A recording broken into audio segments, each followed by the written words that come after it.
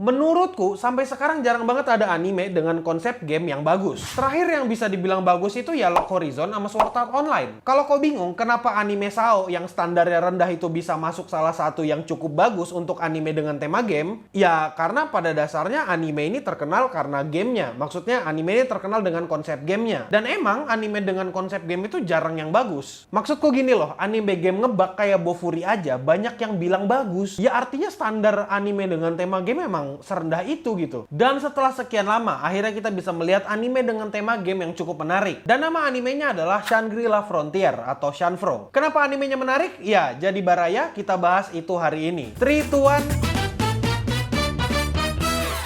Halo sahabat Wibu Denialku sekalian, sekarang aku bakal bahas apa aja yang menarik dari anime Shanfro. Hal pertama yang menarik di sini tentu saja bukan seorang cowok yang nggak pakai baju dan pakai topeng burung. Tapi kalau menurutmu itu adalah poin yang menarik, aku nggak bakal ngejudge kau. Sumpah, demi apapun aku nggak bakal ngejudge. Ya siapa tahu, emang mungkin kau suka furry sama eksibisionis ya, nggak ada yang tahu lah ya. Cuma aku nggak bakal ngejudge kau. Tapi yang bakal ngejudge kau itu orang-orang di sekitarmu, teman-temanmu, dan semua anak kontrakan di Clean Sound itu bakal ngejudge kau udah kayaknya. Jadi gini, cerita animenya itu sederhana banget tentang seorang maniak game yang selalu mencari dan berusaha untuk menamatkan game-game sampah. Ya kalau bahasa Jepangnya itu namanya kuso game. Tapi suatu hari akhirnya dia kehabisan stok game jelek dan akhirnya dia disarankan oleh penjaga toko kapitalis yang suka melihat pelanggannya menghabiskan uang di tokonya untuk membeli dan memainkan game bagus. Dan nama game itu adalah Shangri-La Frontier. Karena karakter utama kita sudah terbiasa memainkan game dengan mekanis jelek, cerita yang jelek, dan AI yang jelek, akhirnya begitu dia main game ini, dia jago gitu. Dia langsung jadi mantap. Dan pada dasarnya karena dia sering kena nerf, akhirnya begitu nerfnya hilang, dia langsung jago, langsung dapat buff. Ya kurang lebih kayak gitu. Ya kalau dilihat-lihat sekilas sih sebenarnya ini mirip dengan premis anime isekai atau anime game pada umumnya. Tapi dengarkan dulu baik-baik kenapa anime ini bisa bagus dan kenapa kalian harus beli baju kode redeem di bit.ly/tokocs. Pertama, kita bahas dulu sedikit tentang ceritanya. Sebenarnya kalau dipikir-pikir animenya nggak spesial-spesial banget. Karena ini anime pada dasarnya mirip gitu premisnya sama anime isekai atau anime dengan tema game kebanyakan. Emangnya apa aja sih yang dijual oleh anime dengan tema game atau isekai dengan tema game yang kayak gini? Biasanya sih yang dijual itu cerita yang kayak gini. Cerita tentang anomali dari keberadaan si karakter utama. Contohnya Rimuru yang reinkarnasi terus dia punya privilege berupa sistem. Terus contohnya ada lagi Kirito si beta tester yang punya hubungan khusus sama game masternya. Atau contoh lainnya ada Bofuri yang dimana karakter utamanya itu memanfaatkan bug dalam game.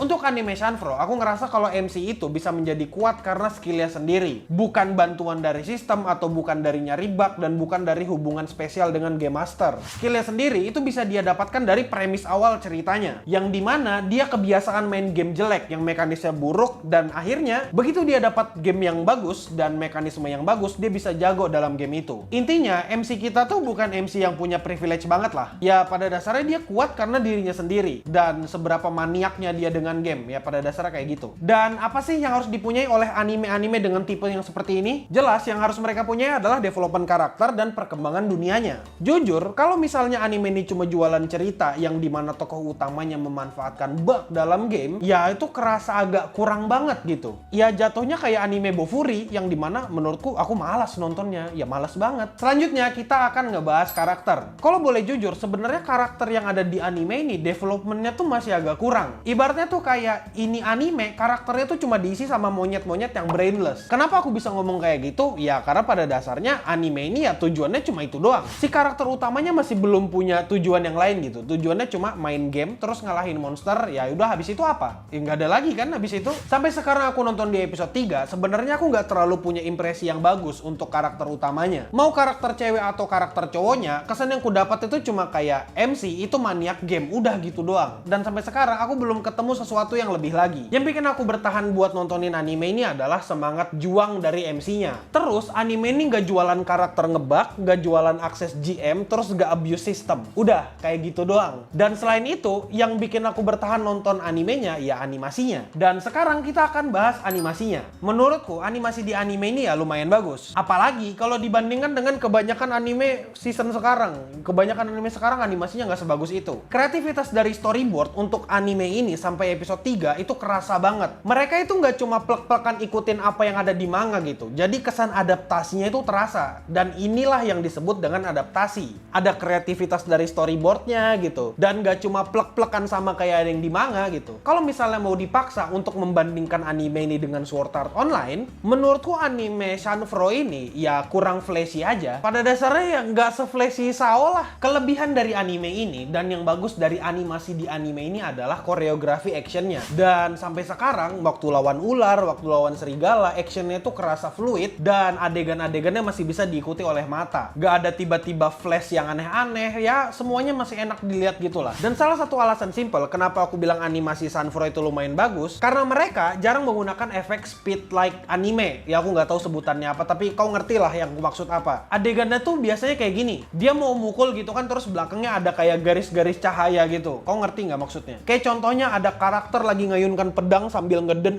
gitu, terus backgroundnya tuh diganti jadi garis-garis putih gitu. Terus backgroundnya cuma satu warna, terus garis-garis putih di belakang. Ya itu speed of light atau speed like anime, aku juga nggak ngerti sebutannya apa. Untuk di anime ini, kalau misalnya pun ada adegan seperti itu, adegan kayak gitu tuh nggak stand alone. Mereka masih naruh objek, kayak misalnya ada yang si tokoh utamanya tuh ngelompatin batu-batu, tapi di belakangnya ada speed like anime. Ya itu setidaknya mereka masih naruh effort di sana. Alasan kenapa adegan kayak gitu tuh yang speed like dipakai, biasanya karena buat pacing, animatornya malas buat gambar background, ama pengen gak ngerepotin animator, ya udah kayak gitu doang biasanya alasannya. Terus yang mau ku highlight lagi dari anime ini adalah ekspresi karakternya. Ekspresi marah, pantulan matanya itu bener-bener bikin animenya jadi hidup. Overall untuk animasinya seperti itu. Dan sebenarnya sampai sekarang aku belum kepikiran untuk nge-breakdown animasinya secara keseluruhan atau nge-breakdown satu-satu gitu. Karena secara sekilas aku ngelihat nggak ada kekurangan yang signifikan atau kekurangan yang aneh-aneh. Meskipun begitu, di mataku anime ini ya produksinya produksi mid tier lah, bukan high tier kayak Jujutsu Kaisen atau Frieren gitu. Dan terakhir kita kesimpulan. Dan kesimpulannya adalah ya, kesimpulannya kalau kamu mau cari anime tentang game atau anime alternatif dari isekai, ya kau bisa nonton anime ini. Percaya sama aku, trust me bro, tonton aja anime ini karena ya lumayan unik lah dibandingkan dengan anime-anime game lainnya. Animenya lumayan fresh, nggak ada jualan bug, nggak ada jualan abuse system, nggak ada deck riding GM gitu. Kayak aku ingin mewujudkan cita-citanya GM gitu. Terus akhirnya dia punya akses internal ke dalam gamenya, terus dia bisa bikin Excalibur tiba-tiba yang dimana musuhnya sekali hit modar gitu kan. Ya animasinya juga cukup bagus gitu. Ya bisa dibilang anime ini cukup stand out lah, nggak kayak anime-anime kebanyakan lah ya. Ada tuh aku ketemu satu anime dengan tema game yang jelek tapi aku lupa judulnya apa. Itu yang nanti kita bahas berikutnya. Ya udah lah ya, mungkin itu aja dulu. Aku admin Yami, stay clean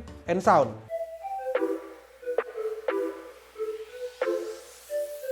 Oh iya bro, aku sebenarnya cukup pede ya kalau ini anime bakal lebih dari Sword Art Online. Tapi gimana ya, Sword Art Online tuh kayak udah ada di tahap dunianya luas banget gitu. Bukan cuma di game lagi, tapi ngaruhnya ke militer. Bahkan mereka ada soul transmitter, bisa tuker jiwa men sekarang Sao mah.